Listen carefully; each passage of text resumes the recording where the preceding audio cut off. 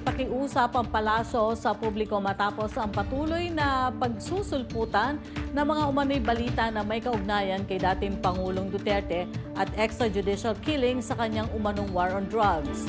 Nagbabalik sa kwentuhan si Aileen Taliping.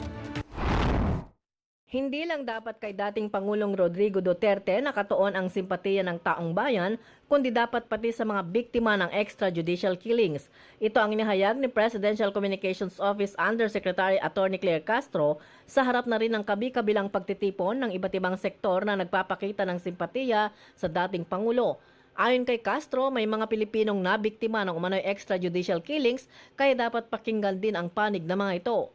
Napakarami anyang naglabasang fake news ngayon at mistulang mas pinupuri pa ang mga taong inaakusahan ng mga pagpatay. Sinabi ni Castro na maraming pamilyang nawala ng mahal sa buhay dahil sa hindi makatarungang pagpatay, kaya dapat ding tingnan ito ng mga tao at timbangin kung sino ang dapat nakaawaan at bigyan ng simpatiya. Ito si Aileen Taliping para sa Kwentong Politiko.